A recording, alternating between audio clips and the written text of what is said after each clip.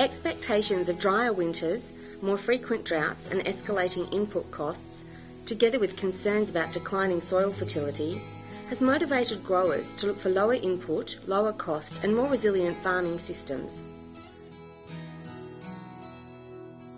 The Future Farm Industry CRC is investigating the role that perennials can play to increase the profitability, resilience and environmental outcomes in cropping regions across southern Australia. When we talk to innovative growers, subtropical grasses emerged as the most promising option to increase the perennial component on farm, and pasture cropping as a system to enable ongoing grain production.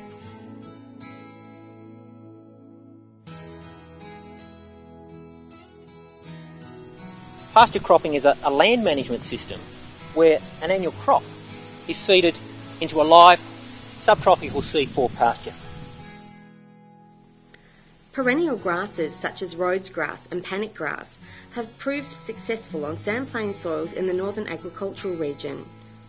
Because they slow down or become dormant during winter, the question posed by innovative growers is, can we pasture crop across subtropical grasses without limiting crop yield? Pasture cropping exploits a separation between a winter-active annual crop and a summer-active C4 pasture.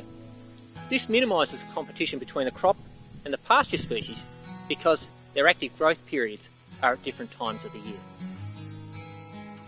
The EverCrop project has brought together innovative growers, agronomists and researchers to evaluate the viability of pasture cropping in WA.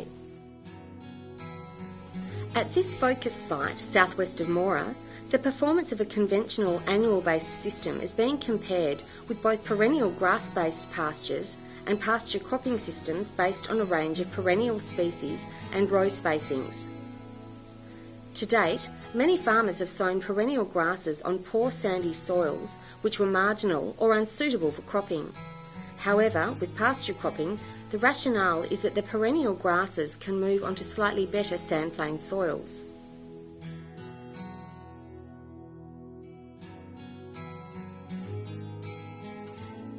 Landholder Chris Vanzetti does not yet have any perennial grasses, but sees a potential role for pasture cropping on sandy soils which are marginal for continuous crop production. It's part of the reason I chose this paddock, because for us this is the soil type we're not quite sure what do we do with it. It's better than permanent pasture, but it's not good enough to be amongst our better cropping paddocks. So hopefully for me this would improve soil health to the point where you get on top of that inherent non-wetting, which gets worse under the more you crop it. The Vanzettis run a mixed grain and livestock business on their farm Yanda, southwest of Mora. They believe perennials will provide out-of-season feed and improve soil health in the longer term.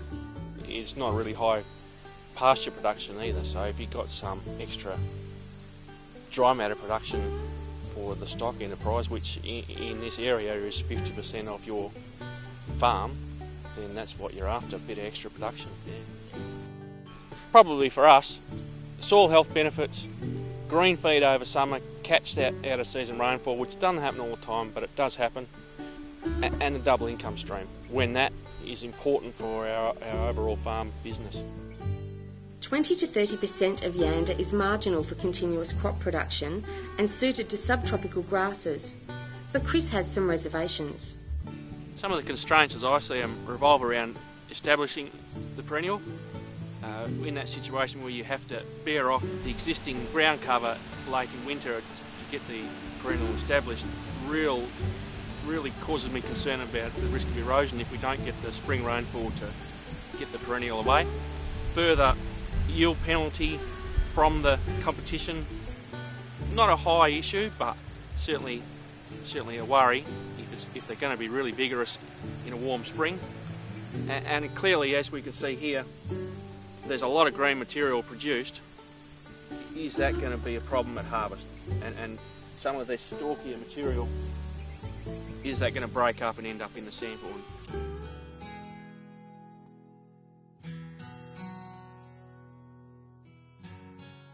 At the Mora Focus site, the perennial pastures were sown in spring 2008 and then cropped each year, with barley in 2009, lupins in 2010 and with barley again in 2011. The crop yields to date have been very promising, and most importantly, there has been little or no yield penalty in the pasture cropped perennial treatments. In 2011, the Beloak barley averaged about 3.1 tonne per hectare with no yield penalty with pasture cropping.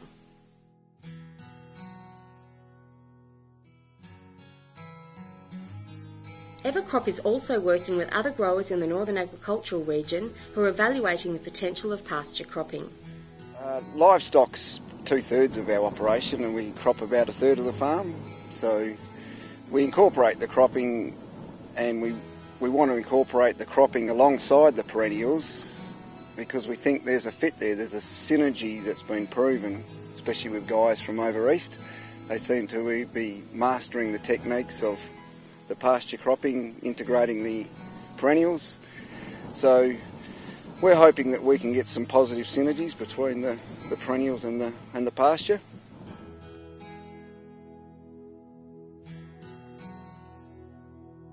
The main benefits I can see from my grazing perspective is to get better grazing out of the stubbles, but also to get some nutrient cycling so we can get some of those nutrients back that have leached through the profile over the years. The perennials, I'm hoping, will pull them up, and then they can spread them out onto the topsoil by the animals grazing them, and then get them back into the topsoil where we can utilise them again and maybe get some benefits from those nutrients, plus the microbial activity that we'll gain from having the perennials in the soil, having live roots in the soil all the time. We can have a host for the microorganisms, and hopefully they can populate the soil and increase the humus levels in the soil.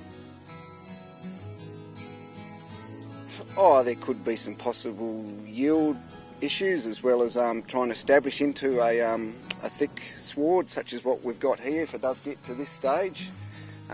Obviously discs are going to come into that perspective in terms of being able to get through some bulk like this, but we have had some experience of cropping into sorghum, and that has worked fine. We didn't find too many problems with that. The crop grew fine, and the sorghum grew up through it. We harvested both, and there weren't too many major issues with that, and the grazing benefits were good. The experience of innovative growers, together with timely results from agronomic research, bioeconomic modelling and adoptability studies, should provide a realistic assessment of the viability of pasture cropping systems in Western Australia. The results will be explored further in the second pasture cropping video in this series, Results from the Mora Focus site.